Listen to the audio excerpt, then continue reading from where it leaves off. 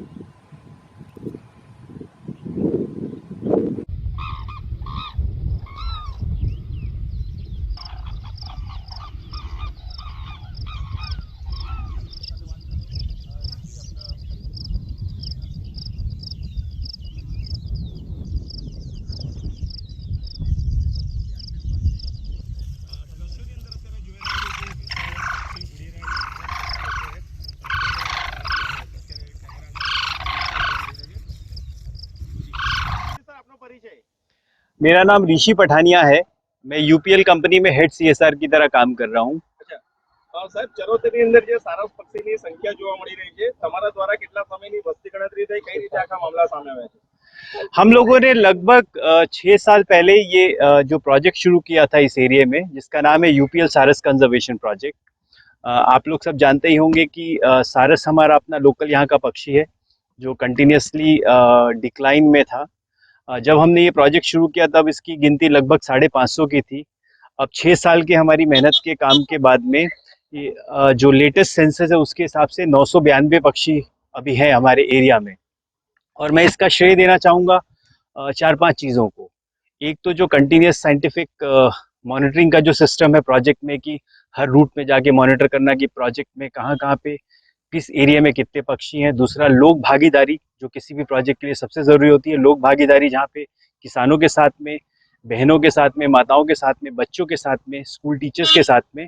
और तीसरा है कि जो गवर्नमेंट के साथ मिल के काम करना है, जहाँ पे फॉरेस्ट डिपार्टमेंट, एडमिनिस्ट्रेशन साथ में मिल के काम कर रहे हैं। और ये प्रोजेक्ट आज इस स्टेज में है जहाँ पे सबने मिल के एक ऐसा प्रोजेक्ट सक्सेसफुल बनाया है जहाँ पे हम 550 से 992 पहुंचे हैं 6 साल में। આ જે સારસ પક્ષી છે એની વિશેષતા શું છે, દુનિયામાં ક્યાં ક્યાં જોવા મળે છે અને ભારતમાં કયા વિસ્તારની અંદર સૌથી વધારે સંખ્યા હોય છે? देखिए, सारस पक्षी है वो भारत में प्राइमरीली 2 बड़े पॉकेट्स में मिलता है। एक यूपी में, वहाँ का तो वो लोकल स्टेट पक्षी भी है। और हमारे जो गुजरात में ये है, ये कॉन्सेंट्रेशन इसका जो है वो ज़्यादा खेड़ा में है, खेड़ा बेल्ट में और थोड़ा सा आनंद बेल्ट में। वैसे तो ये पक्षी और भी बहुत जगहों पे छोटे छोटे पॉकेट्स में, वेटलैंड्स में मिलता है, हिमाचल में, पंजाब में, महाराष्ट्र में। बट ये 2 इंडिया में इसके मेन पॉकेट्स माने जाते हैं। और जब ये 2 मेन पॉकेट्स हैं तो यहाँ पे कंजर्वेशन पे काम करना भी उतना ही ज़रूरी था, क्योंकि यहाँ पे ही सारा कॉन्सेंट्रेशन है। यहाँ से ही हम एक सक्सेसफुल मॉडल बना के बाकी जगह लेके जा सकते थे। સાહેબ, આ જે સારસ પક્ષી છે એની વિશેષતા શું છે દુનિયાની અંદર? सारस पक्षी की विशेषता ये है कि ये जो पक्षी है वो सबसे बड़ा पक्षी है जो जो उड़ सकता है। तो ये इसकी सबसे बड़ी विशेषता है।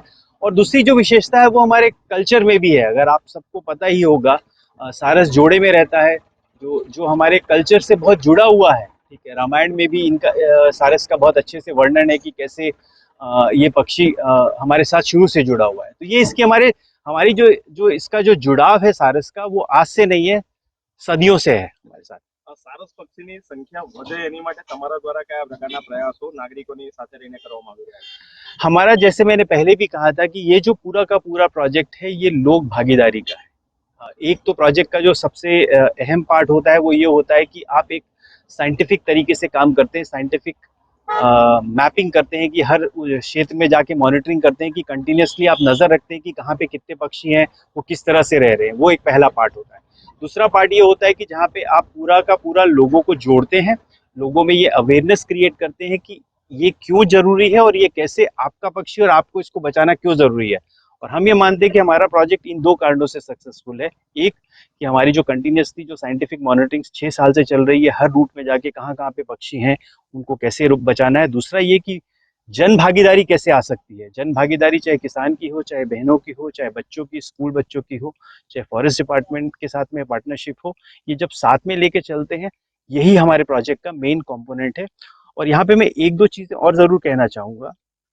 पहला ये कि आपने देखा होगा कि ज़्यादातर जगहों पे मैन एनिमल कॉन्फ्लिक्ट चलते हैं, जबकि हमने देखा है खेड़ा विस्तार में, जहाँ पे मातर में भी हम हैं, यहाँ पे ये समस्या नहीं है। वो इसलिए नहीं है क्योंकि लोगों ने इसको अपना माना है, लोग इसे अपना मान के चल रहे हैं। दूसरा ये है कि ये जो प्रोजेक्ट है वो अब सस्टेन अपने आप भी कर सकता है, क्योंकि प्रोजेक्ट में अभी आप इस स्टेज में आ गए हैं जहाँ पे लोग इसे अपना मान के चल रहे हैं। गवर्नमेंट के साथ पार्टनरशिप ऐसी है कि जहाँ पे लोग अपना मान के चल रहे हैं, तो ये प्रोजेक्ट अब सस्टेनेबल अपने तरीके से हो सकता है। तीसरा ये है कि पूरा का पूरा ब्रॉडर जो बायोडाइवर्सिटी कंजर्वेशन है उसका कॉन्सेप्ट भी समझना जरूरी है, कि ये पूरे के पूरे होलिस्टिक बायोडाइवर्सिटी कंजर्वेशन में ये पूरा का पूरा कैसे फिट बैठ रहा है। तो ये जो प्रोजेक्ट है ये सक्सेसफुल इस तरीके से भी है कि ये होलिस्टिक एंगल से वर्क कर रहा है पूरा का पूरा। Thank you.